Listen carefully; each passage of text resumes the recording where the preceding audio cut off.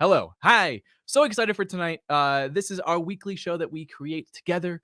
It's our 61st episode. We're so excited for you to be here. So please help us welcome the cast of Blittle League this evening. We have John, Serpico, Kayleigh, Kane, and special guest star, Mur Lafferty. Hello, everyone. Woo! It is Tuesday evening. Hello. How are we all doing?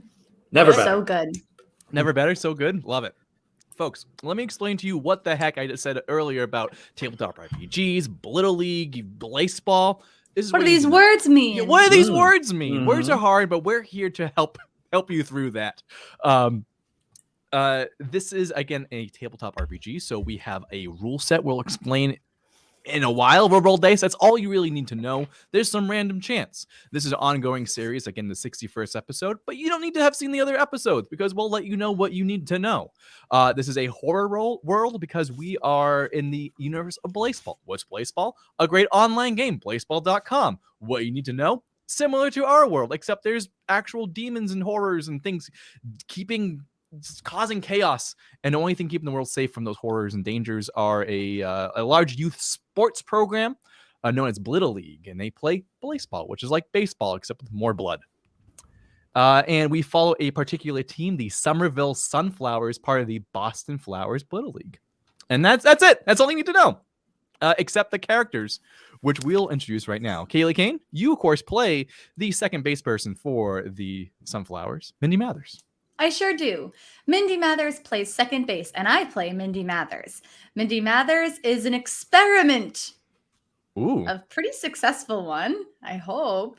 An experiment done by her Nana Mathers. And Mindy Mathers can, because of this experiment, look into the minds of others to alter their thoughts, their personality, and, of course, collect secrets in her special book.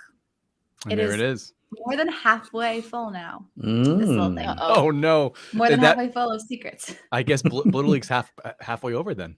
No, Joe. We talked about this. You know my thoughts and feelings. Oh, big knife. Mindy has hello, Mindy, you crazy kid. Hi, it's me.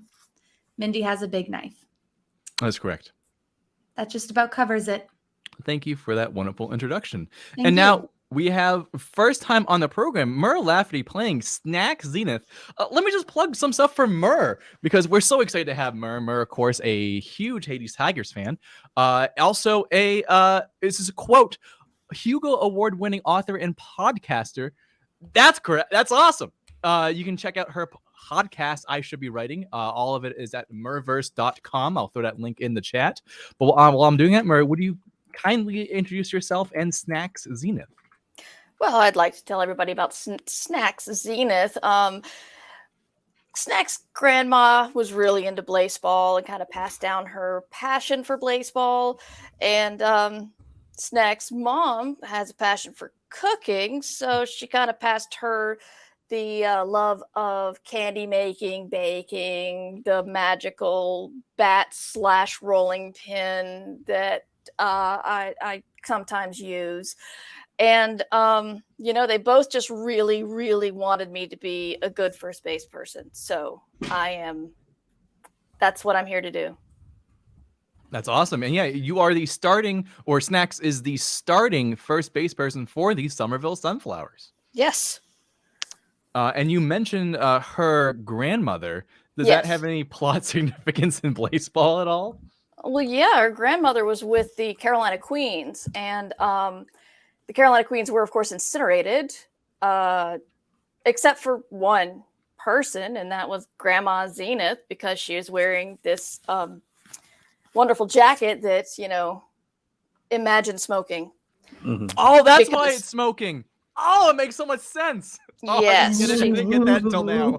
I love it. She passed me her jacket, so in case anything that happened to the Carolina Queens would happen to me, it wouldn't. So I'm wearing Grandma's jacket. I got the rolling pin. I'm not afraid of much. Oh boy, that's a great segue to me. Thank you so much for introducing yourself. I play Severus Zlobin, aka Zlobs, who is also canonically not afraid of much at all. He's a cool kid. He has a bandolier of grenades. He has a full war truck named Listerine. He has a legal driver's license for the state of Massachusetts because he knows a guy, and that's the organization called the Tactical Office, the Blittle League Office of Tactical Inventions and Bake a Home Pizza. Kits. Pizza sales or kits? I always mess it up. It's kits. No, it's sales. No, it's kits. No, it's sales. It's on the sheet. It's on the sheet. Whatever. Yeah, so that's me. I am physically reckless, and I am the starting catcher for the Somerville Sunflowers. And this is your cast of characters for tonight's show. But we have someone playing the other 160 plus whatever characters that we have created so far. Yeah, that number's getting up there. It's getting up there. We have John Serpico, our game master, to keep us in line. I'm sorry, 146. There's 146 named characters in our sheet. Oh, is that all? That's it, yeah. Yeah, so that's part of what I do. So as the game master, I play all the characters that are not played by the 3 actors you currently see here. I also provide context for things. It's my job to give the players interesting stuff and then figure out what happens when the interesting stuff I give them goes through the meat grinder of their fun ideas and their dice rolls. So it's a collaborative storytelling thing. And actually, it's incredibly collaborative tonight because the chat just hit a hype train. And so I decided... Whoa, what? Yeah, that just kind of happened. My God. Well, okay, thank you, everyone, for supporting the Splort Sub and the Badger Hub. Really appreciate that. Oh, my God. Okay. Indeed. So I didn't even see that. I don't know what happens when Blittle League gets hit with a Twitch hype train. So what I decided to do was... I asked the chat for the most fearsome element. The chat gave me 2, and that will have profound significance on the night's adventure. Amazing. Because they chose the element of surprise and the element of darkness. So we're going to get into that. Oh, Great. Good. So, interesting thing, John. I have to wear a onesie when the hype train hits level 5. Why don't you go do that? Okay. I will explain. Thank you. I will explain what happens when dice are rolled. So, also of note, and chat, keep this in mind. When I said give me the most fearsome elements, you could have said carbon, and this would have been a really different adventure. But we went with surprise and darkness, and that's what we're going to deal with. But in the meantime, stay true to the chat. Yeah, let me tell you about the system here. We use the Monster of the Week system. It's a great system. Strong recommendation there. And anytime the outcome of something is uncertain, anytime one of the players says, I want to do X, I will tell them to roll some dice. And they're going to roll 2 6-sided dice. On a 10 or higher, that is the best possible outcome. They get everything they want. On a 7 to 9, they get a little of what they want, or they have to make a difficult choice. And on a 6 or less, they do not get what they want. But do not get what they want very rarely means you miss. It usually means that the world has gotten much more complicated. The stakes have been raised. Things get scary.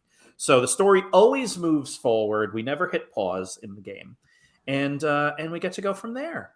So I will, as Joey puts on his onesie of office, what other content? Oh, excellent. He's back.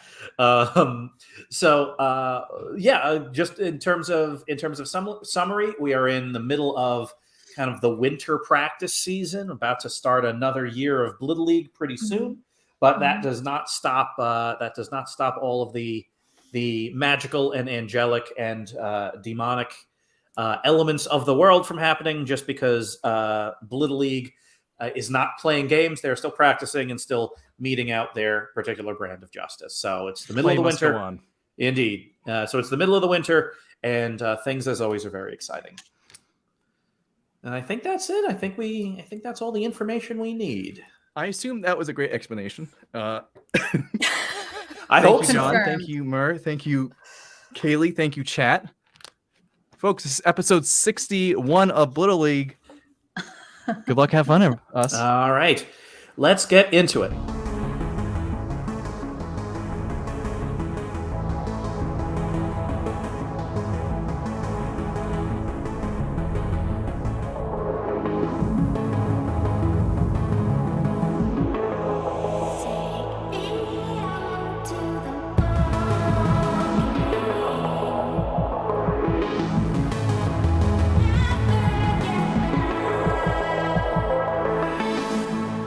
Snax. You get, because you need a lot of it, you get your magical sugar from a local supplier. That local supplier is called Millstone Chocolate. They're a boutique magical chocolatier located in Inman Square, Somerville. And so a question for you is, how do you get the chocolate? Or I'm sorry, how do you get the magical sugar? Is it delivered? Do you go to Inman Square and pick it up? Is it conveyed to you via other means? It's usually delivered in 5-pound bags. Yeah. So that's, it's delivery day. And, and you're at your Day house. of the week. Oh my goodness. It's always exciting. And, there's kind of a ritual to it. You inspect it, and the employee from Millstone Chocolate that delivers it to you, his name is Kevin Lowlevel. And Kevin Lowlevel drives a delivery truck, this kind of big armored delivery truck. And you're kind of waiting on your front porch, and you see you see kind of the big armored delivery truck pull around the corner onto your street, and it stops right out front, and the door opens and Kevin Lowlevel walks out. And actually, so Kevin Lowlevel, just in terms of a bit of a description here, he's a teenager, just old enough to drive, is also magically inclined, though not nearly as powerful as you. And he kind of walks up, and he gets out of his car or out of the armored truck, and instead of going around to the back and opening up the big double doors of the armored truck to take out the 5-pound bags, he just kind of walks directly up to you, like his eyes downcast. Kevin, buddy? Hey, You Snax. I wanted to tell you in person, there will be no magical sugar today.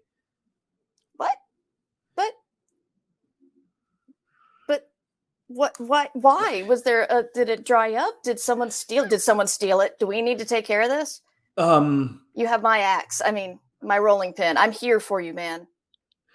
Well, I'm glad you said that, because the answer is sort of yes. Okay. I need my sugar. I know, and we need to give it to you. You have signed an incredibly large purchase order, which means we are obligated to give you this sugar into the foreseeable future. And I don't want to be the person to break that purchase order.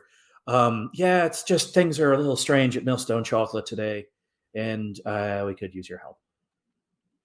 Sure. I mean, we got to get the sugar, and you're looking a little scared there, man. Yeah, I tried to fix the problem myself, but my magic isn't strong enough, I think. Oh, so one of those problems. Yeah. Now, here's something interesting, both players and audience. Little leaguers kind of are at the height of their power. They are the strongest version of themselves as fighters, as sorcerers, as psychics. As folks get older and cycle out of Blittle League, unless they really, really focus on maintaining their powers, they kind of erode, and they just kind of become normal adults, if there is such a thing. Horrifying. Indeed. Kevin Lowlevel is a former Blittle Leaguer. He played for the Transit Trillium. Oh. And he and this is years before your time, but 5-6 years ago, which is an eternity when you're like 11 or 12. Oh yeah. So he was if the stories are to be told, a very, very capable battle mage. And now that he's in high school and figuring out his future, he is less of one, but he's doing his best to maintain his strength. Did he play for the Sunflowers? Played for the Trillium. Oh. Yeah. And now he goes to the high school and works part-time at Millstone Chocolate. So yeah, that's him. So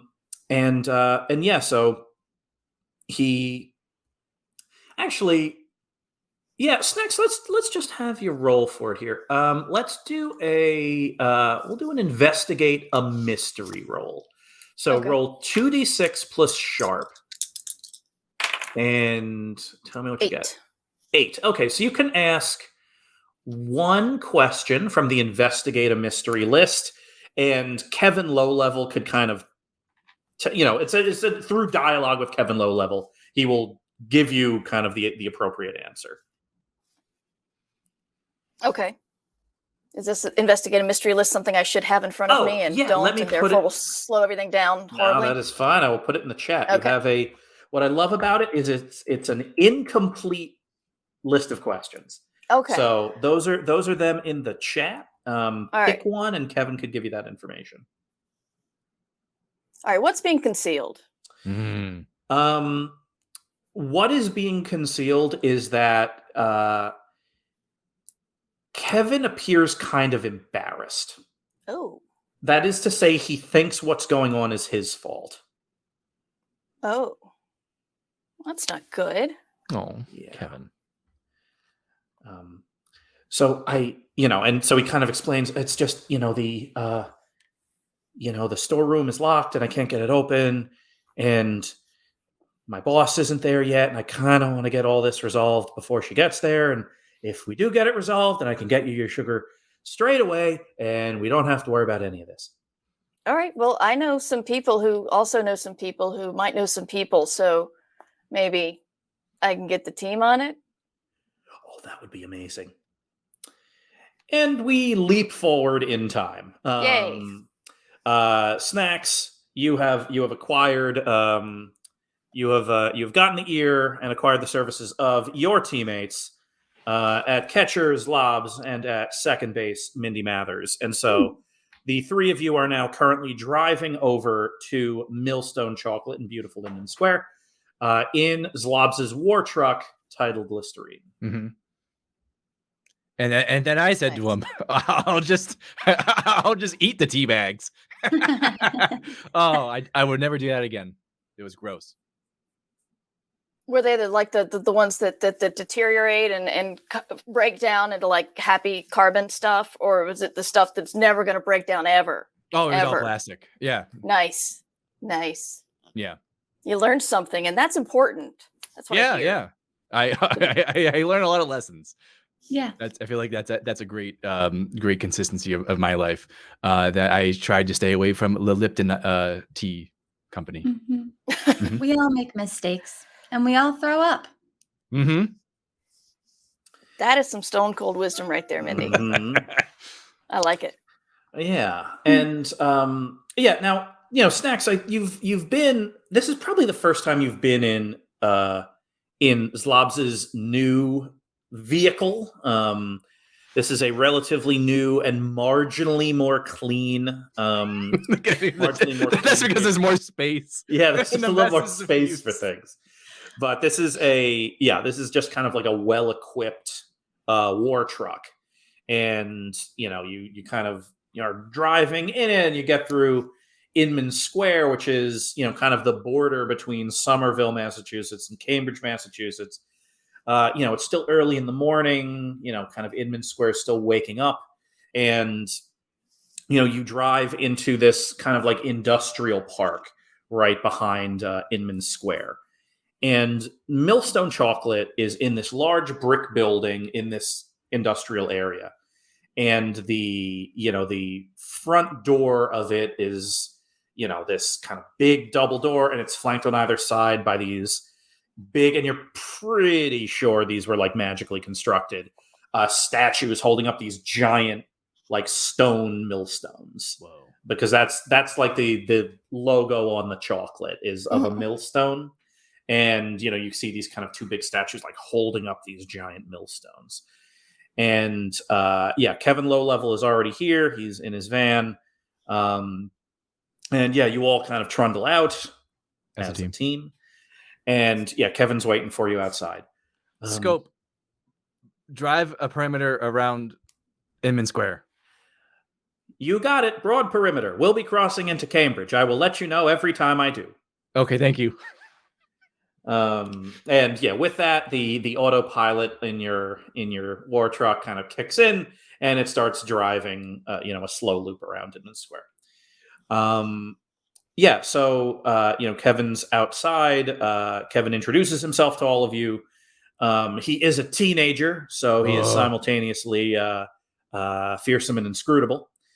And he looks at all of you. Okay, so thank you all for coming. Snax says you're great, and you're sunflowers, and I hear you had a really good season last season, so that obviously bodes well for me and the resolution of this situation. You are sweating so much right now. It is a long, difficult morning for me. Can we talk about last season? I hug him. Aw. Oh, It's okay. oh, thank you. Thanks. What was that, Snax? Oh, I was saying, can we talk about last season? Because me and Mindy were like the queens of the double play. Oh yeah, Weren't we, Mindy? Mm-hmm. Yeah, it's the defensive prowess of the infield last season leading to the championship game was incredibly strong. And that's something that, in this moment, the feeling of teamwork and facing the uncertainties, whether on the diamond or not, will very much come into play. And so you're all kind of like swapping fond reminiscences of last season and expectations for this season as Kevin opens up the front door with a key and then kind of disabling a couple of the wards, and the doors kind of swing open and you walk into Millstone Chocolate. Now, Millstone Chocolate is oh my gosh, here. Is it there's just chocolate everywhere. Smells so good. Yeah, it's incredibly rich, kind of traditional chocolate infused with lots and lots and lots of magic. I eat some. Sure. Zlobs. Okay. What do you mean disappointed Zlobs? That's how do you not expect that to happen? 2d6 plus sharp, please. Fine. 8. All right. This chocolate is going to have an effect that will neither help you nor harm you. It will simply be interesting. And because it's a partial success, the chat is going to tell us what it does. Oh, no. So chat, Zlobs just ate a random unmarked piece of chocolate from a magical chocolatier. It's going to do something to him that will not be bad, nor will it be good. Zlobs, we and just so the talked about learning lessons and throwing up. Yeah, this isn't tea. He's learning a new lesson. Yeah. Zlobs is always learning. So yeah, and Zlob, this is a particularly interesting bit of chocolate. Mm-hmm. You can it's got puts and takes. You are feeling more generally joyful. So at any given point, like it is elevated your mood, and also you can always point to where the Pope is.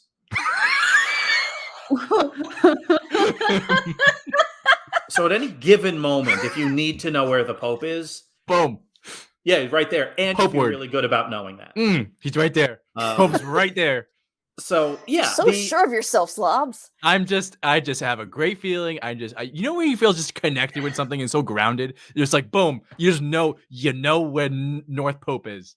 Yes. Do Pope. Yeah. Mm-hmm. Yeah. Do Pope. I've felt that before. Yeah. All signs point to Pope. All signs point to Pope. North by North Pope. It's Pope. So yeah, I mean, this place is truly a wonderland, and you've all been in here. Somerville Grammar School does like a field trip here once a year. I'm not allowed here anymore. No, you are definitely not. This is a picture of there's a band list, and right there, a big 4x8 picture. Just Yeah, there is there are two big pictures up on the wall. There's this like huge kind of semi-animated picture of the chocolate alchemist, who is the person in charge of this place. Her name is Sadie Brand. And so it's like this really like very kind of surprisingly regal, almost like the dean of a college kind of painting of Sadie Brand, kind of the chocolate alchemist, who, is just kind of like standing there with literally like a mountain of like, cacao behind her. And she's just kind of like slowly moving and like waving her hand, and like the background is shifting.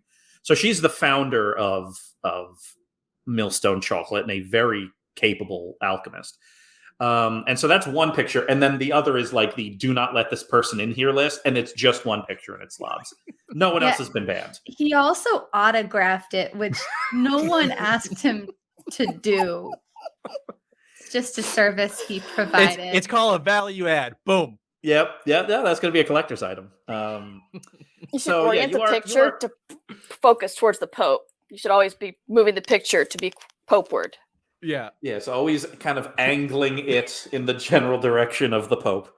But yeah, this place is truly a wonderland here. Mm-hmm. It's, a lot of the chocolate here is just traditional, delicious chocolate without any magical effect at all. And then there are, some chocolates that have almost kind of whimsical effects. And then under lock and key in these like secure warded cases are, in essence, performance enhancing chocolate that are meant to do like a very specific thing. They are incredibly expensive. And, the thing about Millstone Chocolate is they do like all manner of things. Like you can walk in and buy, a chocolate bar that will like triple your density for a day. Or you could just like go in and like order, a cake and they will like make you a cake. I come here with my Nana sometimes. Yeah, your Nana knows Sadie brand. Like it's one of those things where, they always have some kind of like sort of muted conversation when you come in. But it's really like a very magical place. Like it's just this big sprawling brick like showroom of chocolate, and then you go through these like magical wards everywhere. And you go through these warded back doors into kind of the kitchen area, which is also really big and has all kinds of like strange alchemical tools in here. And then you get to this, door. It's this like big, heavy metal door. And this doesn't just have like wards like painted or etched on. The door itself is made of silver. Like it's this silver plated door with runes stamped into it, and it's like surrounded by this protection circle. And the sign above it is magical sugar storage. So this is the good stuff. This is the stuff.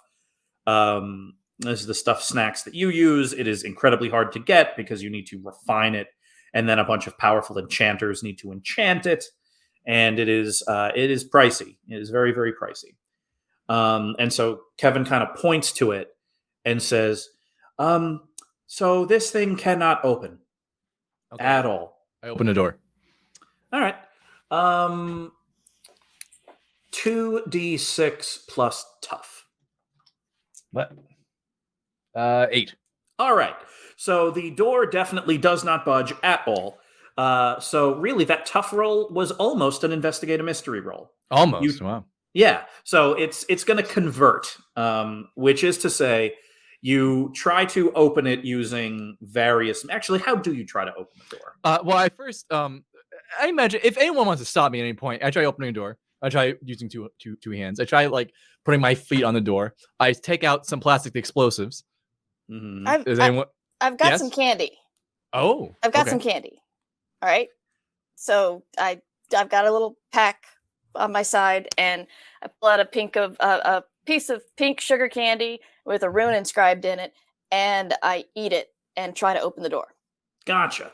So yeah, this is I will add a little bit to the roll, because I'll put it to you this way. This door is not opening. But the fact that like Zlobs is using explosives, you are using your powerful magical candy to affect kind of change upon the door. And the fact that this thing does not budge at all is incredibly telling. So what that means is each of you now gets to ask a question from the investigate a mystery list.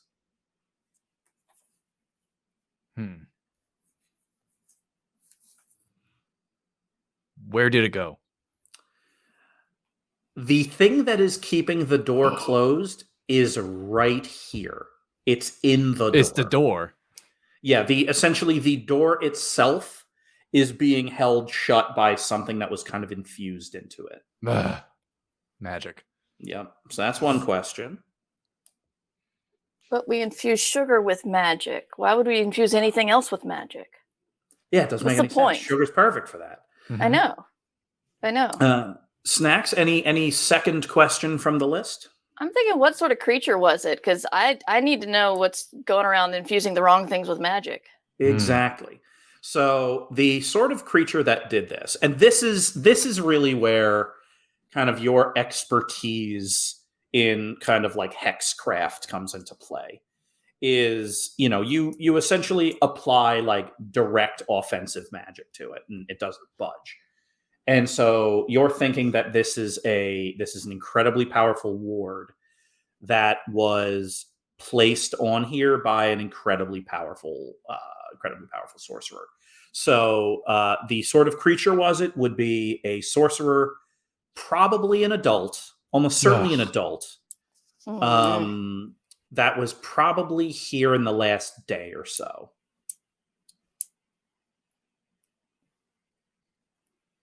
I'll let Mindy ask her question before I start yelling at Kevin. So, yeah, Mindy, is there anything you want to do before we begin yelling at Kevin? Yeah. Yeah, before we yell at Kevin, let's see.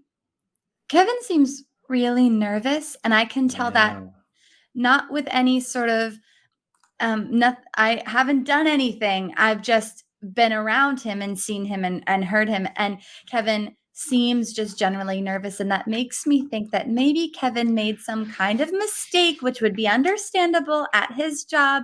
And maybe he's so nervous because he doesn't want to tell anybody that he really made a mistake. So I think it's probably best to see if Kevin knows anything about this that he's not really letting on because he feels embarrassed. Absolutely. That is very fair. 2d6 plus weird. Please read this teenager's mind. All right. Okay, 13. Oh, good grief. All right. Boom. So you can do you want a secret about Kevin? Yes. All right. Of course. A teenage secret?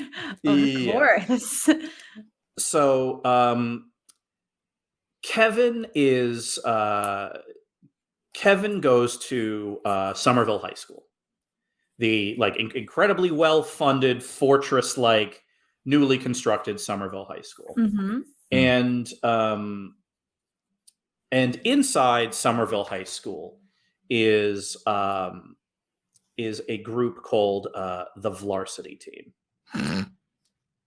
And that is a group of former Blittle Leaguers that essentially engage in clandestine work. Kevin desperately wants to join the Varsity Team, but unfortunately, he thinks that his time is running out. And he's very scared that if news of him screwing up at his job at like a magical chocolatier gets out, then his ability to join Varsity, which looks incredibly good on college applications, and if you want to play baseball for a living, will slip away. So this is it's where you try to live. That's the kind of the story. This is incredibly high stakes for him. So that's his secret. And now, because you rolled a 13, you can literally get any bit of information you want from him. I will describe Kevin's morning. Actually, I will describe Kevin's. I'll give you everything, and feel free to ask more questions on top of it. So Kevin was working yesterday, and essentially someone came in, and Kevin's like deliberately kind of pushing out of his mind who that someone was, but it was essentially like someone from a catering company asking if like an order would be ready. And then like Kevin kind of goes and like talks to the chocolate alchemist, and they have some kind of disagreement. And then Kevin comes back and tells the caterer, no, unfortunately, it's not ready. And the caterer apparently gets upset about this, and then the caterer leaves. And Kevin then gets hit with sometime yesterday some kind of magic that you realize is messing with his memory. Oh. So essentially there was a disagreement, and then some external force hit Kevin with some kind of spell that was disorienting to him. No one hits Kevin. Yeah. Best Kevin, No, go for it. Kevin, do you have could you show us sort of the books? Do you have a record of who's placed orders? Yeah, if you think it would help, sure. Hold on. All right. And so you head to the office, and he kind of pulls this like big kind of chocolate brown ledger down and kind of swings open. Is it made out of chocolate? It is, yeah.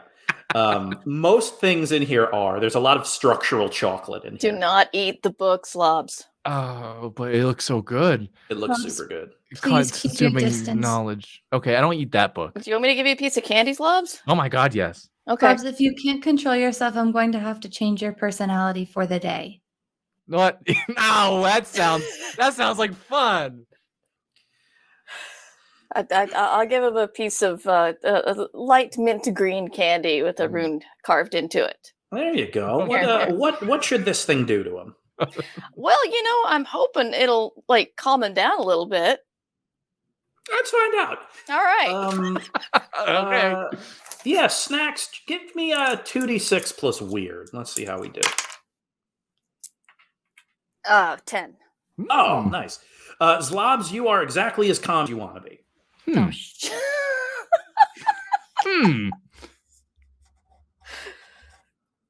Okay. Yeah. It has some kind of positive effect. Also, it's very exciting that there's now magical candy and alchemical candy, like doing battle in your digestive system. This feels great. I'm just having a great time. It'll work itself out. I'm just going to stand on this desk. Ignore me. Yeah. You ponder life's mysteries while like standing on the desk and like staring at a point in the middle distance. Mindy, yeah, you bust open the books and take a look. And there was a you see it right here. There was one big order that was supposed to be picked up yesterday. So you see it's like, pick up yesterday in parentheses, today at the very latest. For a large magical chocolate bar to be picked up and delivered to the Elemental Academy of America. Oh, which is something delicious. You may or may. Does anyone know what that is? I might. Yeah, so because you might, let's say you do. Okay. I got the dice right here. All right, fine. Roll it. 2d6 plus sharp. Tell me what you get. Oh. 2. Oh, okay. Oh no, that means it's bad. It is. That is what it means. Let me scroll down. I had notes about this just in case. The Elemental Academy of America. Now, this is the dark timeline version. The bright timeline version would have been very different. This is very exciting. I'm very excited. The Elemental Academy of America is essentially a large private magical club / society. It's on private grounds in Cambridge. So that's what you know about it. The thing is they're very, and this is where the 2 comes in, they're incredibly secretive. And as, kind of as a sorcerer with kind of a family history, like the Elemental Academy of America is like a thing. It's like a society. But it's not one of those things where you really know what they do. Folks in Cambridge, if you're in Cambridge, you could like drive by it. Like you can get its address. It's a known location. But what's in there, no one knows what goes on. So yeah, that's it. So essentially the Elemental Academy of America had ordered a very large magic chocolate bar. And that's kind of the only order that would make sense. How was Kevin supposed to deliver it if no one can get in? So Kevin was supposed to meet a caterer. Like essentially a caterer came here yesterday and was going to have Kevin kind of like wheel it out to like their vehicle, and then the caterer would drive it away. Well, why don't we just deliver it? Zlobs, what do you think? I think we should deliver it. Should we go with stealth or disguises? Definitely disguises. It never got delivered? No, apparently not. Okay. Because it's still kind of open. Essentially, like the caterer came here, there was some kind of disagreement, like, oh, it's not ready, I'm sorry. And then the caterer left in a huff. And then all of a sudden, Kevin's mind gets really wonky. Yeah. I honestly feel so serene that I could like sink into like a character right now. Oh, imagine being a delivery person. Maybe my name will be Sven or Charles. Chucky, but my name's Charles. No, that's a very triggering name. Harold. Yes, Harold, but everyone calls me Harry. Yes. It's all coming back as I'm pacing on this desk. Okay. Kevin, do you have a large chocolate bar that we could use to deliver? Well, yeah, I have the chocolate bar. Oh, the one is ready? Well, I don't know. I know that I talked to the alchemist about it, and then I'm sure it's fine. Why don't you pack it up for us? Like a slow trickle of blood starts like coming out of his nose as he's like trying to force himself to remember. Oh, Kevin. Said, oh, that's all right. Well, but then I grabbed the book out of the way before the blood falls on it. Yeah, we don't want him signing anything he didn't mean to. No. So yeah, the in another room, like kind of this kind of armored storeroom is kind of like a refrigerated, like magically enchanted room for like their large orders, and Kevin kind of walks up to it. Now, this one is also pretty heavily warded, but Kevin is having trouble opening it. Kevin looks like is coming apart a little bit. So one of you needs to roll to open the door. Essentially, tell me what your approach is, and then I will tell you what to roll. I just did a terrible thing, so. All right, I'll try and instead of approaching this door with brute strength, why don't I try and open this door like more of a puzzle box style? Yeah, that sounds good to me. 2d6 plus sharp, please. Oh, 7. All right, partial success.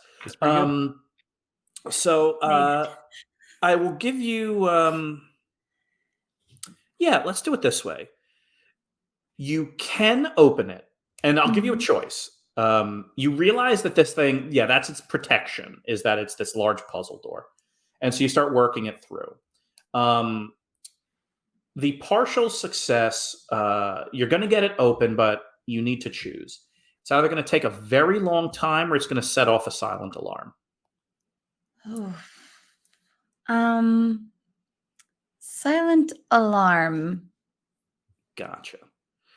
So yeah, you kind of work through it fairly quickly. Like kind of a couple of like kind of steam pistons you hear like sliding in the door, and eventually the whole thing kind of twists itself open. And yeah, you walk into like a wonderland of incredibly expensive catering orders in here. Whoa. Oh wow. There's a wedding, like a 3-tiered wedding cake, but the tiers are floating gently. Whoa. You have a you have like this giant, this giant chocolate egg, like a really big, like chocolate Easter egg, but you hear something inside of it. Oh, I want the egg. All right, if you want to take the egg, you can take the egg.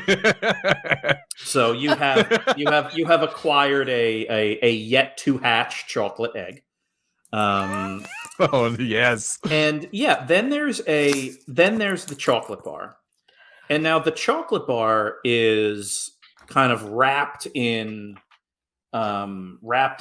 essentially like butcher's paper and tied with some kind of twine, and there's a big note on it that says, "Is not ready, do not deliver." Well, there's your problem. Yeah. Yeah, why don't you throw some runes on it, Snax, and I'll be ready to deliver. There you go, problem solved. I could try. I mean, yeah, hold on. I haven't really done anything. I have the ledger book. Let's see here. What do they want? Okay. They wanted the magical chocolate bar to come alive and sing a song at a party. Ugh. Hold on. What if you dress me up as the chocolate? Put me in the chocolate bar. Snax, put me in the chocolate bar. Put me in the chocolate bar. It's kind of the perfect disguise. Yeah, that's true. So you want to be in or do you want to become? Yes. Just cut a hole out for his face. Yeah, but use magic. All right. Well, I could probably do that. I got some licorice in here. That should do it. Yeah. Yeah. Licorice is a fairly decent conduit for consciousness. I lay down on the chocolate bar. 2d6 plus weird. Let's see how we do this. 11. All right. So the good news is, you started kind of figuring out the magic of this, and your first thought was like, well, you could probably transfer his waking consciousness into the chocolate bar. Oh my god. And that was like, yeah, that's the move. And then you're like, well, he might be stuck in there, and so you start kind of adjusting the magic. And eventually what you do is you create this fairly powerful illusory spell that makes Zlobs look like this chocolate bar. So Zlobs, you are, for all intents and purposes, a 4-foot tall chocolate bar with like large licorice arms and like white gloved hands and like large licorice legs and like white booted feet with like a big happy smiling face on it. And you will be this until you take 1 harm. Then you will revert to yourself as the illusion will shatter. But until then, you are a sentient, dancing, singing chocolate bar. Hi, my name's Cacao. Cacao. That's the Pope that way. I've been possessed by a prince of hell, but this is definitely the scariest thing we've ever done. There is a degree of disturbing that you did not believe you would witness so early on a weekend morning. Yeah. And there it is. So what? We just deliver Bring Zlobs the car now? around. Yeah. Bring the Deliver car around. Zlobs, open the door, get my sugar. There it is. That's exactly it. Cacao. Zlobs, should we take your truck, do you think? Or the delivery van. take the delivery van from Kevin? Oh, we could.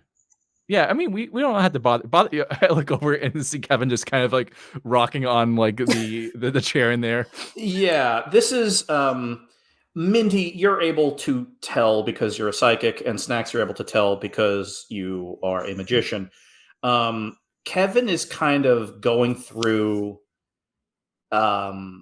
essentially a magical detox right now. Like essentially, someone hit him with some magic at some point yesterday that really messed up his memory. Oh. And now that people are like playing around in his mind, that magical effect is starting to come loose, and it looks like Kevin is experiencing like a week-long stomach bug all at once. So like he's like sweating and shaking and like holding a garbage can in front of his face. Is there something maybe I could do to help Kevin before we go? Maybe even just shut the lights off for a little while. Yeah. Help him vomit. That's a lesson I learned. No, Mindy, I don't 2d6 wanna plus. do that. Yeah, 2d6 plus sharp. I already did it to you, Zlobs, and it was too much. 11. Yeah. So cold compress, big bottle of water, turn the lights off, whisper to him that you're going to borrow the delivery truck. Oh, and- turn the physical. I meant like turn his lights off. Yeah. What? But we can also Kill him? What? not kill him. If you want that to be the lights you turn off, that is totally fine. You rolled an 11. If that is the best thing for him, then it truly is. Yeah, I think let's just conk him out for a little while. Yeah. I think the cold compress would help, but I think losing consciousness would probably help the most right now for a little while. Yeah, you kind of place a And we'll be right back. oh my god, like so quick. Oh yeah. So yeah, you place like a couple of like rolled up aprons next to him and kind of snap your fingers, and he goes stone cold to sleep. And when he wakes up, there's going to be a big bottle of ice water next to him, and hopefully everything will be fine. He'll feel better. Yeah, falling asleep in the room with all the magical chocolate should be fun. Mhm. Oh yeah, it's a nice cool room. Yeah, I do that all the time. I imagine a magic has like a nice hum to it, so it's like a nice white noise, Mhm. but like that vibrates on your soul. Yeah. Mhm. Yeah. So with that, you hop in the van. Yep. And drive to. Well, you see, that's the question. Yeah, no, you know what? That's not the question at all. Yeah, Zlobs, you're the only one with a driver's license. It's true. You, the sentient, joyful, Pope location knowing chocolate bar, That way. are driving a. I drive towards the Pope. You're ever in the direction of the Pope. You're driving towards the Elemental Academy of America. Mhm. So Zlobs, why don't you give me 2d6 plus sharp, please? 5. All right. So, you've never actually been to the Elemental Academy of America, and so you kind of put in the GPS in here, and you start driving, but the turns are a little strange, and you feel like you drive past it a few times. This isn't in the direction of the Pope at all. Yeah, and the thing you don't realize is that the GPS is giving you deliberately incorrect directions that are changing. Like, you don't realize it right away because it's subtle. And yeah, it kind of takes you down like an alleyway between a couple of buildings that doesn't look to be any academy of anything. This GPS is trying to kill us. Yeah, that's exactly what you realize. Then I throw the GPS out into the wall. Zlobs. Oh. Yeah, sparks fly from the dashboard. You're in an alleyway, and there is a woman here wearing kind of the long, like traditional pocketed coat of an alchemist. She is standing in front of a very nice but armored car. Uh-oh. And she's kind of like, she has one hand out like this, like palm out towards you, and in the other hand is is what looks like an open bag of chocolate. Ooh, tasty. Ooh. Everyone out of the truck, nice and slow. I put up my hands and start to get out of the truck, and I also read her mind. 2d6 plus weird, please. Nice and slow, getting out of the car. Nothing weird going on. 8. Partial success. You will get her identity and surface thoughts, easy peasy. This is chocolate alchemist Sadie Brand, and her surface thoughts are: the alarm at Millstone went off, and all of a sudden the van is driving. So someone broke in and stole my van. Well, that's understandable. I think we actually can probably clear this up just by talking to her, everybody. All right, that sounds reasonable. Okay. Can I ask what's in the bag? I got a bag too. It's cool. Yeah. So you get out, and Sadie Brand looks like every bit the part of like a master chocolate alchemist. Like kind of like the big coat, very put together, piercing eyes. Shock of blonde hair, just kind of I like want staring. to be her. Yeah, she is serious business. Awesome. When you're dealing with like organic alchemy, whether it's like food or natural alchemy or something like that, like the level of power and control of like that you need, Nana Mathers is an alchemist. Sadie Brand is not orders of magnitude less powerful than her. So she just applies her power to like making weddings really cool, and stuff like that. But she's very capable of defending herself. So you get out and you're like, "What's in the bag?" Right now, just chocolate. Because chocolate can do anything I want it to do. Oh yes, chocolate is magical. Can I get your autograph? I mean, when we're done with this. She kind of Please? narrows her eyes. Uh, Snax Zenith. Yes, Purchase ma'am. order 155. Perpetual. Multiple 5-pound bags of chocolate. 5-pound bags of magical sugar once a week. Yes, that's me. You're good. I'm a business person. Um, Why did you all steal my van? Well, hi, Ms. Brand. I'm Mindy Mathers. Okay, and Nana Mathers' granddaughter. yes. What?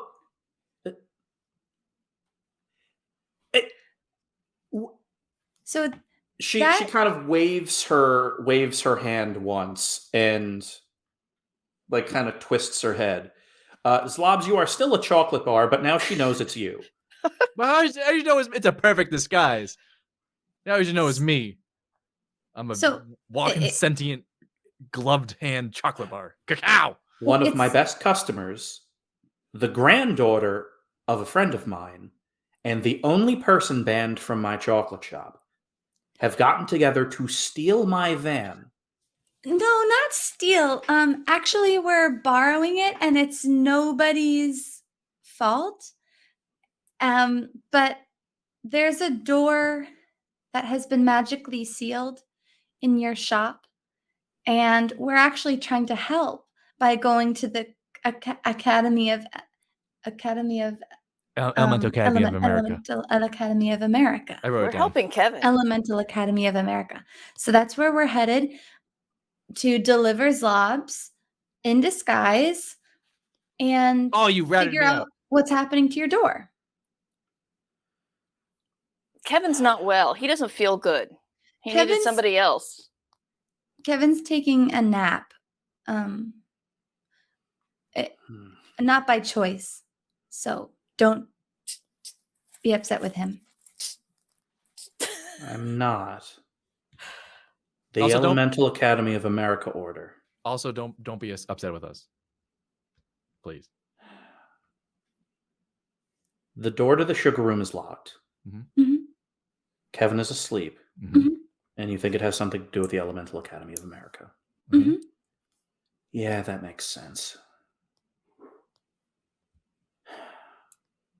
They asked for something I wasn't comfortable doing, and I decided to do it anyway, but then I had some second thoughts. I see. Yeah. Zlobs is comfortable doing it. This is great. I'm having a great time. Pope's that way. It seems. Oh. When I banned you from the chocolate I know. shop, I know. Yeah. It's because you kept eating chocolate without knowing you ate the Pope chocolate. I hate the Pope chocolate. Yes, he did. Also, it feels like the Pope's moving, and that's really upsetting to me. But I know it's that way. Mm. The Pope is on the move. Look, the story is this. They asked me to enchant a very large chocolate bar for a gala event tonight. I learned, after I put in the order, that the gala event was going to be a fundraiser for, something I'd prefer not to directly support. What is it for? I'd rather not say. You don't have to say it. Your secret's safe with us. We're with you. You can hang on to your secret and just not have to worry about it. Yeah. And it can remain a secret. All to you. We'll be fine not knowing at all. Mm. Okay, so what is it? 2d6 plus weird, please. Okay. It's my old specialty. Double ones. No! Back to haunt me again. No! We didn't have to know. We didn't have to know. Do you want some candy? It's Yes! unbelievable. No, I'm offering it to her. Just distract her. Candy. Look. My book is ready. No. What It horrors was- have I learned? It was a fundraiser to fund some top secret work that Thaddeus Blattmasters is doing. Former coach of the Cambridge Carnations. Former coach of the Cambridge Carnations, temporarily imprisoned due to releasing inadvertently a computer virus that overloaded a bunch of umpire armor. Then rescued / legally set free by another secret society, and now currently in Salem, Massachusetts, engaging in gods know what. The Elemental Academy of America was having a fundraiser in his honor this evening and was going to auction off a dancing chocolate bar. That'll help us know what's happening. Wait, if the jurisdiction's in Somerville, we're all set. Elemental Academy of America is in Cambridge. We better just stay disguised then. What I think may have happened is that after essentially they wanted to pick up the bar yesterday. Mhm. I said it wasn't ready and it wasn't going to be. And I then received a very angry phone call from one of the members of the Elemental Academy of America. I said I would give them a refund. They said, do not bother. And that's the last I heard of it. So Okay. Well, we'll go figure it out for you. Happy to help. We're on Ms. the Brand. case. I'm Yeah. afraid we must be going because we are on a case after all, but it sounds like you made a good decision. Nana always says that the more capable the alchemist, the greater the responsibility. Clarissa Mathers is incredibly wise as she is powerful. True. All right. Well, if you do succeed, Snax, I will give you a temporary 25% discount on your next 4 deliveries. And Zlobs, you will have your lifetime ban probationarily revoked. Oh, exciting. That's like one free bag. Totally. That's And Mindy, your next birthday party will be catered with the best that I have. Ooh. And maybe you also call up my Nana and say something like, wow, she's really mature, really taking on a lot of responsibility, seems to have her head on straight in the right place, maybe is ready for the next step. And never rolls ones. She lets that last bit kind of wash over her and nods. You can think about it. I will. Be safe. Oh, I don't want to lie. I'm not going to be safe. Okay, we must be going. Yep. So Where do we stand on that autograph? Well, I will deliver that picture to him directly, autograph and all, if you succeed. Okay. And with that, you all get back into the van. The GPS is no longer sending you in circles. Oh, the GPS Well, exploded. Oh, that's right. Yeah, the GPS against isn't the doing wall. much of anything. Okay, Um, I asked Scope to lead us there because Oh. to navigate, and I follow Listerine in this car. Yes. So Scope drives your truck to this alley, which you then follow through Cambridge onto Beacon Street, where the Elemental Academy of America is, and then Listerine kind of drives off. Yeah, I want Lister. I want Scope and this card to go have a date. Zlobs. Yes. John looks so disappointed. all right. No, it's fine. You're gonna you'll send away your getaway vehicle, which is fine. Yeah, it was fine. So yeah, you get out of the car, or you get out of the delivery van. Listerine, you kind of attach like a, from like the toe to like the front of the car, and both vehicles kind of drive away. And yeah, and so I hope they have a good time. Yep. So a hex mage, a psychic, and a chocolate bar wearing white booties are standing cacao are standing outside of like an 8-foot tall wrought iron gate. Is there a doorbell? There is not. What there is instead is an elemental. An elemental made of darkness, standing there watching the front gate.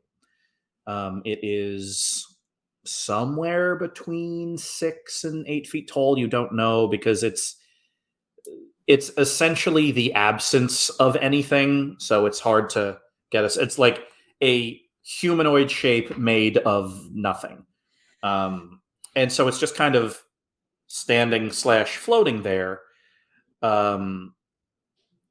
Yeah, just to paint the picture, you're standing in front of this really big wrought iron gate that's built into this large brick wall that kind of stretches like a block in either direction.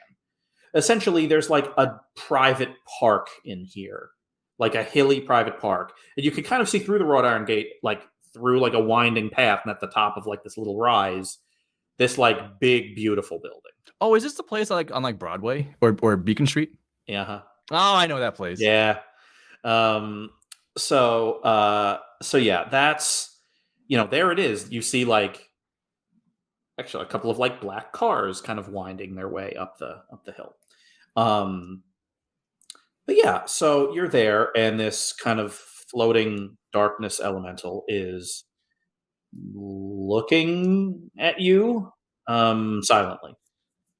Does it have a mind? Oh God. Do you want it to have a mind? Yes. Sure. All right. 2d6 plus weird. 12. Okay. So yeah, the mind. So this is an element. This is a darkness elemental, which is being conjured and sustained by someone in that building. And you got a 12. That's as good as you can get. Yeah, you can see into the mind of the person that is controlling this thing. Ooh. Essentially, the person that is partitioned off part of their consciousness and gave it to this elemental so it could watch the door. Okay. Who is it? His name is Cheshire Chill. He is the father of Canterbury Chill, and he is a very powerful elemental sorcerer.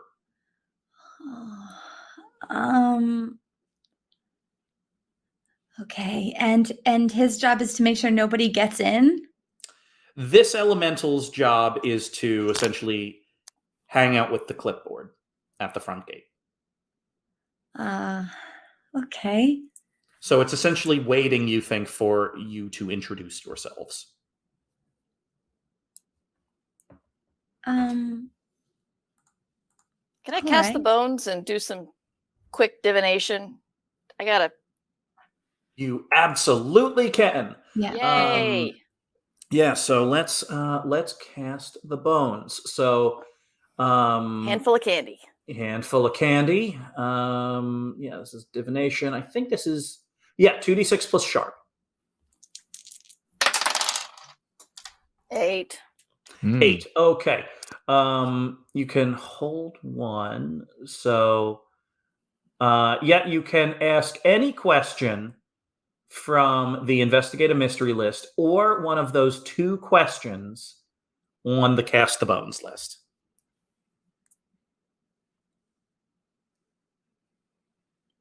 What can I gain from this creature? So, if you are able, so you can, well, you could do a couple of things. If you destroy it, Cheshire Chill would likely fall unconscious for some length of time. So that's a thing. Exciting. Indeed. You could also, if you kind of overwhelm it somehow or convince it of something, you could kind of like ride the carrier wave back to the source and like implant something in Cheshire Chill's mind. You're writing all this down, Mindy? Yep. So yeah, if you- I imagine there's like a psychic connection happening. Like, all right, let me Mhm. plug your brain into my brain into the divine. yeah. So you could through candy. You The could candy USB. destroy it to harm Cheshire Chill. Okay. You could use Cheshire Chill as a conduit to implant something in. You could use the elemental as a conduit to implant something into Cheshire Chill's mind, or if you just kind of convince it that you're supposed to be here, this darkness elemental will let you in. Oh, that's the Oh. worst doorman ever. Terrible bouncer. Mm-hmm. Well, I could just try to have a piece of convincing candy, as my mama used to call it when she tried to get my dad to cook dinner. Is that what you call sweet talk? No, I said it was the litter candy. It's the Yeah, so if bright you blue want one. to use your magical candy to compel it to convince it to let you in, that would be a 2d6 plus weird roll. 9. All right. So partial success. What that means is actually, you know what? No, I have the perfect thing. The darkness elemental will indeed let you in, but insists you go in escorted, and for that reason, it's going to bring forth the other elemental that's patrolling the grounds, a surprise elemental. So so like the gate opens, and as the gate opens, you just feel like the absence, you're like outside, you're like on the street, and so there's wind, and all of a sudden there's like no wind from behind you, and you all turn around, and there's like a 3 foot wide by 5 foot tall like playing card with like a Joker's face on it, and it's just smiling at you. How did you get so close to me? Oh But my! just put Zlobs between us, and they can like look at each other. 2 flat people, they should like totally get along, right? Hi. I do Zlobs not is a buddy. care for this. I'm your guide. I'm taking you to the room. Ugh, Great. I Zlobs, do dance. not care for Zlobs. this. Who's Zlobs, loves? dance. I Dance. ate cacao. It vanishes and is somehow directly Oh, above thank you, goodness. laughing hysterically. Ah! Right this way, please. Uh, I think you did a good job. thank you. Ugh. It turns itself into a dog made of knives for some reason. Oh, And that's starts- surprising. Starts kind of loping up the hill, and you're following. Okay. Okay. I do not like the elemental of surprise. At one point, Darkness Elemental, you're all right. the darkness elemental just kind of like slowly turns and like looks at you with like a nothing face, and then like No, bye-bye. turns Yeah, I and like that one waves, better. and continues to watch the gate for future guests for this fundraiser for a potentially evil man.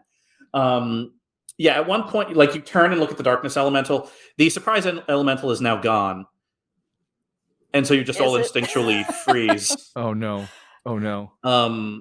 One of the like giant pine trees on this suddenly uproots and falls on all of you, Ah, only to explode into crows at the last second. And then the crows reform into a very large playing card with a smiling face. We have a delivery to make. Yes, you're almost there. Yeah, Very important. we need to bring it directly to the person in charge of the gala tonight. That's very important. That's our direction.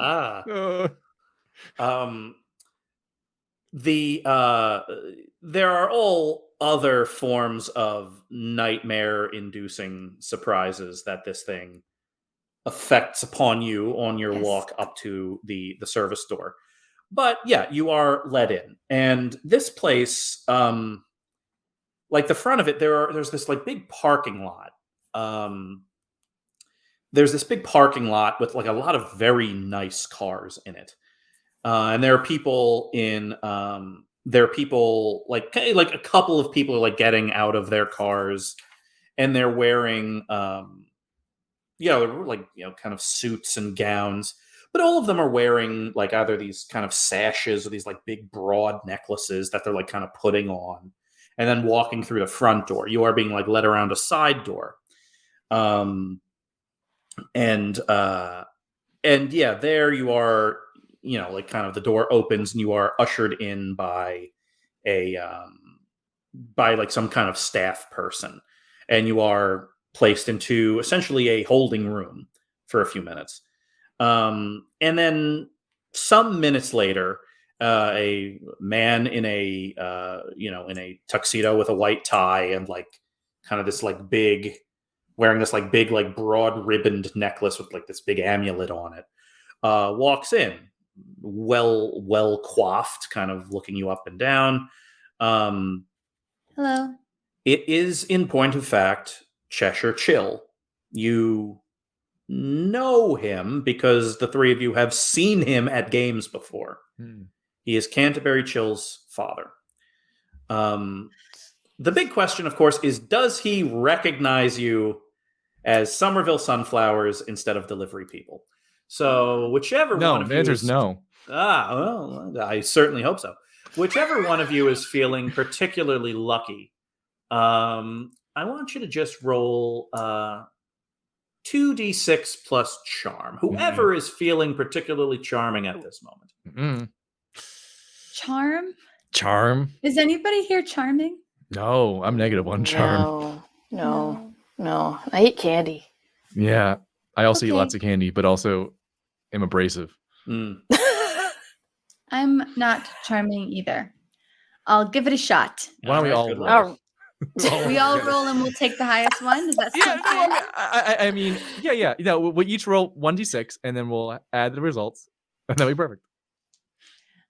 Okay. 10. Yeah. Wow. Oh. Wow. That's my best charm roll ever. Very nice. So charming.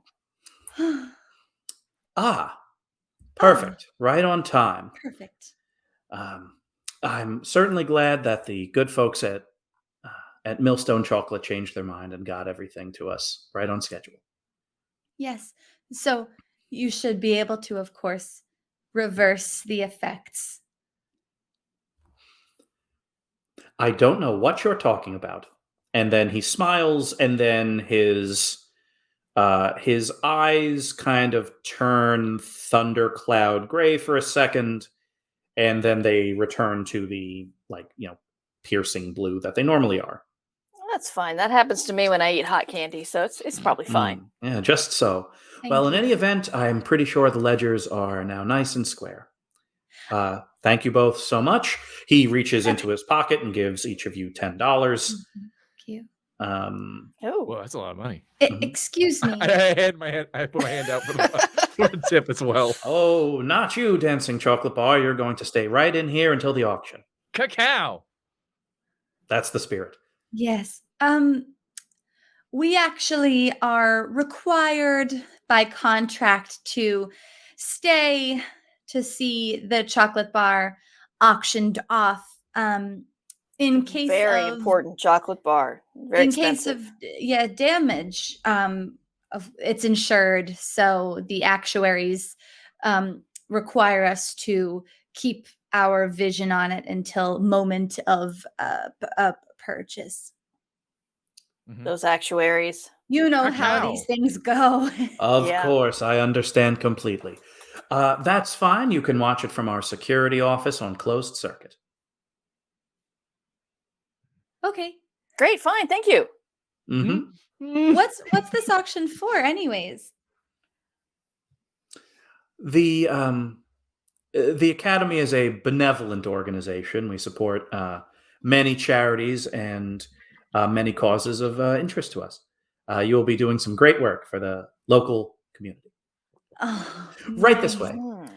And yep, Snax and Mindy, you are led to a security room where there are, a couple of, burly folks wearing blazers sitting at a desk looking at just like a bank of cameras.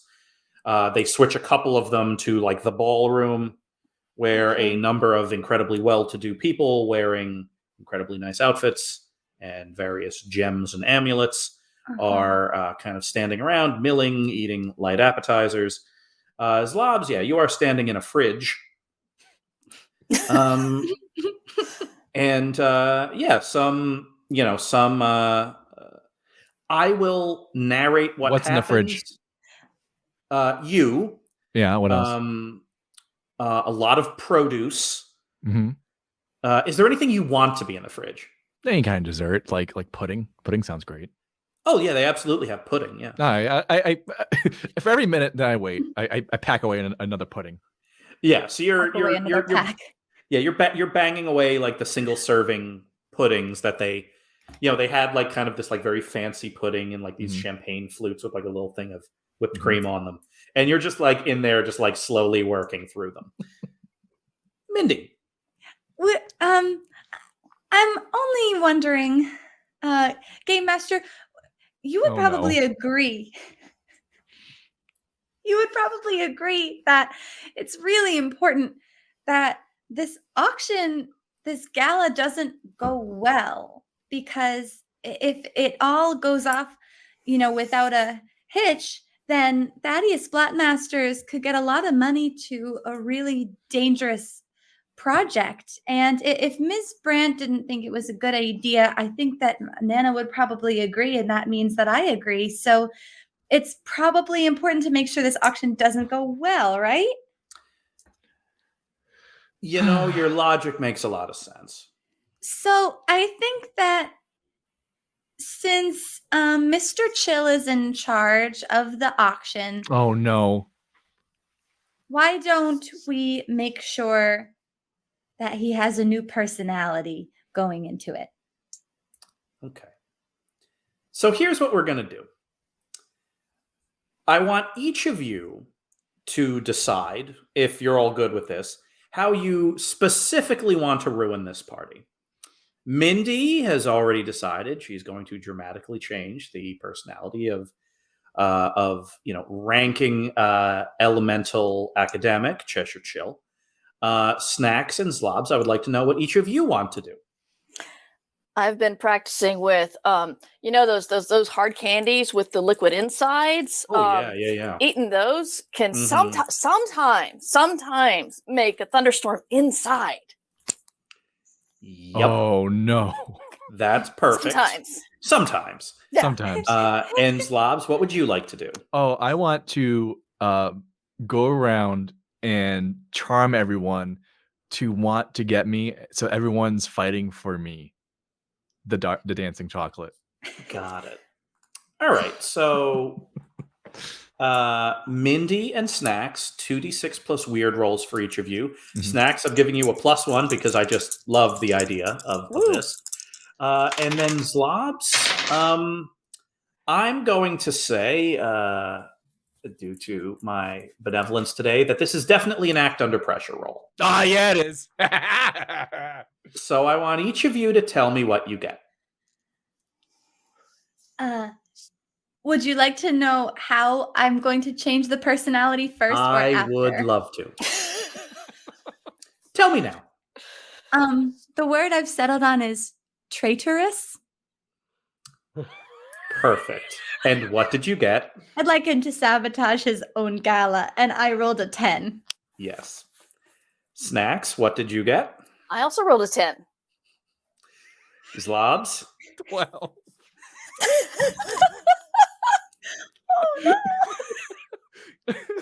The Elemental Academy of America is somewhere between a benevolent organization and a secret society. Their methods, their membership, their goals, all of those things are deliberately obscure to the public. But being in here, you get all three of you get a pretty clear sense of what they're all about. Mm-hmm. This is one of those ancient kind of Boston Brahmin organizations that puts their thumb on the general course of events in America. They do it in ways that that do not have any oversight. They are a group of people that try to tip the scales in one direction or the other. Sounds like us. Indeed. We're on the side Just of good. so. You know, as the audience eye kind of glides through the room, there are familiar faces in here. Rich and powerful people. People that we don't need to name right now. But rest assured that there is a combined dramatic net worth in this room. This great ballroom. All these people eating, drinking, laughing, and casually discussing how the government of this great country should be run. An appetizer that no one expected starts making the rounds. This, fun little parfait thing with this little hard candy on top of it. And everyone, kind of eats it, and they start nodding. And, they're talking, and all of a sudden there's a clanging of glasses, and everyone looks up to the stage, and it is Cheshire Chill who makes an announcement welcoming everyone. Before drifting into what could best be described as the least appropriate and least welcome roast of all time. Oh, God. Where he begins pouring out the great and grand secrets of these powerful people. Yay! To these powerful people. After a minute or two, some well-intentioned staffer cuts his microphone, but then his eyes go thundercloud, and a surprise elemental pops up behind him and turns into a loudspeaker. While all of this is going on, a happy dancing chocolate bar is winning over the hearts and minds of all of these assorted millionaire elemental magicians. Now, if you liked me, you would win me in the auction. I'm going to do that very thing, rest assured. Yeah. Says a dozen different people. Yeah. I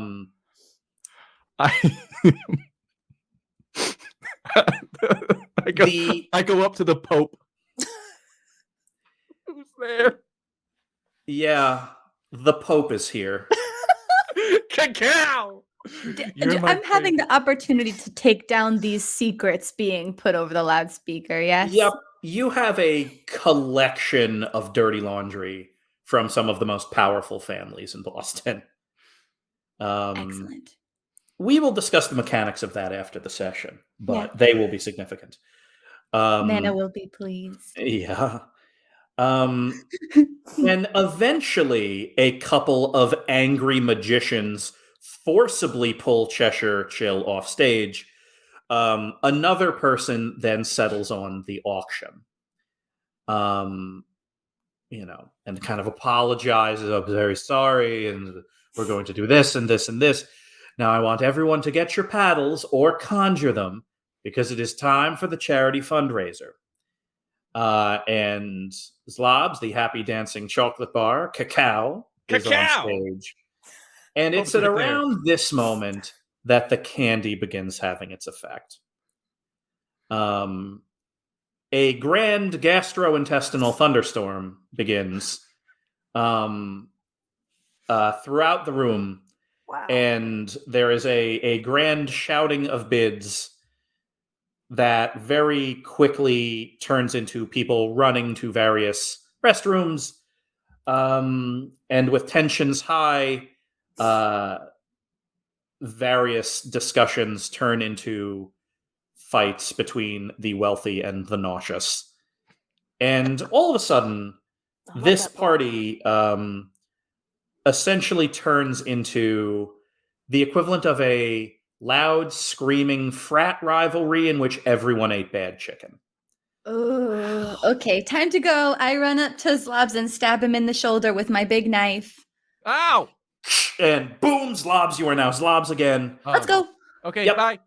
And Zlobs, Pope. let's just have you make Sorry, one Pope. more roll here. Leave no one behind. 2d6 plus sharp. Oh, that one. Oh, plus sharp. Oh, 6. Gotcha. Oh, Oh no! that's really sharp, Zlobs. How dare you use my moves against me? So yeah, with that, the the best and brightest and most morally ambiguous members of the Boston old magical families descend into vaguely violent recrimination while dealing with an instant thunderous stomach bug, while all of you kind of sneak out the back way. Zlobs, you end up kind of quickly calling on Scope to bring Listerine around, and kind of like you're all essentially running down a hill, escaping at this point the darkness elemental that knows what's up. And yeah, we're not going to roll it out, but the fact of the matter is,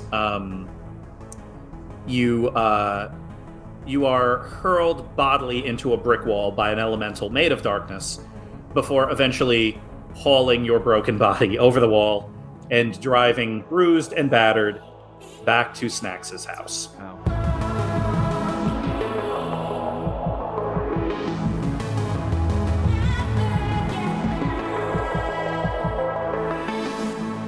Snax, Zlobs is laying on your front lawn, very badly hurt.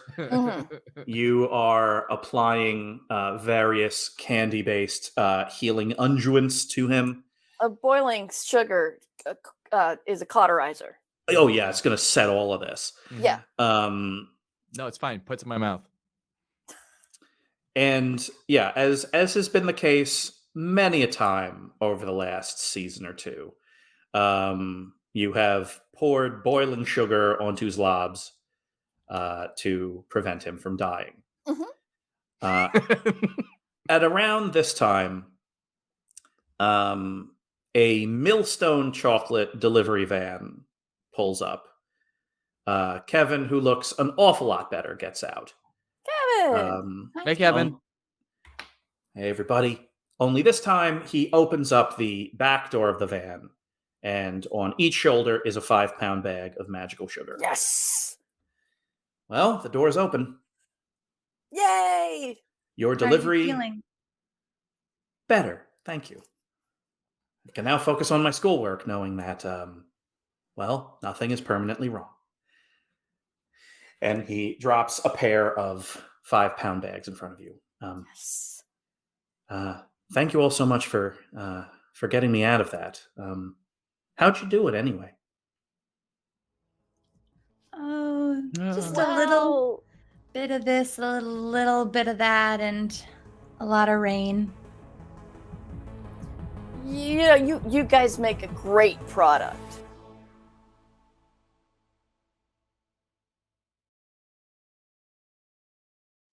I wouldn't lie to you, Pope. You're my favorite one. I don't care about the other people in this room. It's just me and you, okay? I'm your chocolate bar. Always remember that.